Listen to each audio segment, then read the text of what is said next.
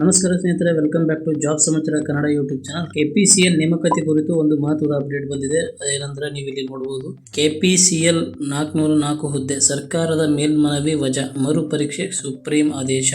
So KPCL ನೇಮಕಾತಿಗೆ ಸಂಬಂಧಿಸಿದಂತೆ ರಾಜ್ಯ ಸರ್ಕಾರ 2024 ಮೇ 8ರಂದು ಆಯ್ಕೆ ಪಟ್ಟಿ ಪ್ರಕಟಿಸಿತ್ತು. ಇದನ್ನು ಪ್ರಶ್ನಿಸಿದ್ದ ಮೇಲ್ಮನವಿ ಅರ್ಜಿ ವಿಚಾರಣೆ ನಡೆಸಿದ ಹೈಕೋರ್ಟ್ನ ವಿಭಾಗೀಯ ಪೀಠ ಆಯ್ಕೆ ಪಟ್ಟಿಯನ್ನು ರದ್ದುಗೊಳಿಸಿ ಮೇ 28ರಂದು ತೀರ್ಪು ನೀಡಿತ್ತು. ಏನು ತೀರ್ಪು ಅಂತಂದ್ರೆ ಮತ್ತೆ ಎಕ್ಸಾಮ್ ಮಾಡಬೇಕಂತ ಹೈಕೋರ್ಟ್ ಆದೇಶ ನೀಡಿತ್ತು. ಸೊ ಅದನ್ನು ಪ್ರಶ್ನಿಸಿ ರಾಜ್ಯ ಸರ್ಕಾರ ಸುಪ್ರೀಂ ಕೋರ್ಟ್ಗೆ ಮೇಲ್ಮನವಿ ಸಲ್ಲಿಸಿತ್ತು. ಸೊ ಸ್ವಯಂವಾಗಿ ಸ್ಟೇಟ್ ಗೌರ್ಮೆಂಟೇ ಅಪೀಲ್ ಹೋಗಿದ್ದಾರೆ ಸುಪ್ರೀಂ ಕೋರ್ಟ್ಗೆ. ಸೊ ಈ ಮೇಲ್ಮನವಿಯನ್ನ ಸುಪ್ರೀಂ ಕೋರ್ಟ್ ಮಂಗಳವಾರ ಅಂದರೆ ನಿನ್ನೆ ದಿನಾಂಕ 23 ಸೆಪ್ಟೆಂಬರ್ 2025ರಂದು ಸರ್ಕಾರ ಸಲ್ಲಿಸಿದ ಮೇಲ್ಮನವಿಯನ್ನು ಸುಪ್ರೀಂ ಕೋರ್ಟ್ ವಜಾ ಮಾಡಿದೆ.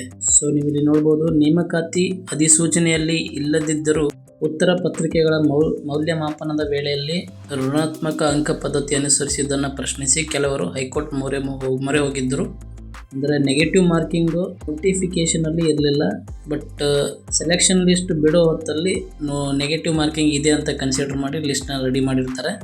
ಸೊ ಈ ಅರ್ಜಿಯನ್ನು ಹೈಕೋರ್ಟ್ ಏಕಸದಸ್ಯ ನ್ಯಾಯಪೀಠ ತಿರಸ್ಕರಿಸಿತ್ತು. ಏಕಸದಸ್ಯ ನ್ಯಾಯಪೀಠದ ಆದೇಶ ಪ್ರಶ್ನಿಸಿ ಎನ್ ನವೀನ್ ಕುಮಾರ್ ಸೇರಿದಂತೆ 4 ಸಲ್ಲಿಸಿದ ರಿಟ್ ಮೇಲ್ಮನವಿ ವಿಚಾರಣೆ ನಡೆಸಿದ ಹೈಕೋರ್ಟ್ ವಿಭಾಗೀಯ ಪೀಠ ನೇಮಕಾತಿ ಪಟ್ಟಿ ರದ್ದುಪಡಿಸಿ ಶೀಘ್ರವೇ ಮರುಪರೀಕ್ಷೆ ನಡೆಸುವಂತೆ ಕೆಪಿಸಿಎಲ್ ಮತ್ತು ಸರ್ಕಾರಕ್ಕೆ ನಿರ್ದೇಶನ ನೀಡಿತ್ತು. ಇದನ್ನು ಪ್ರಶ್ನಿಸಿ ಸುಪ್ರೀಂ ಕೋರ್ಟ್ಗೆ ಸರ್ಕಾರ ಮೇಲ್ಮನವಿ ಸಲ್ಲಿಸಿತ್ತು.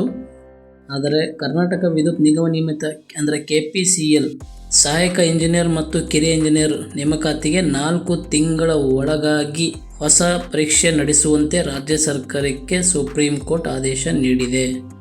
ಸೊ ಇಟ್ಸ್ ಕನ್ಫರ್ಮ್, ನಾವು ಎಕ್ಸಾಮ್ ಆಗುತ್ತೆ, ಬೇರೆ ಮಾತಿಲ್ಲ.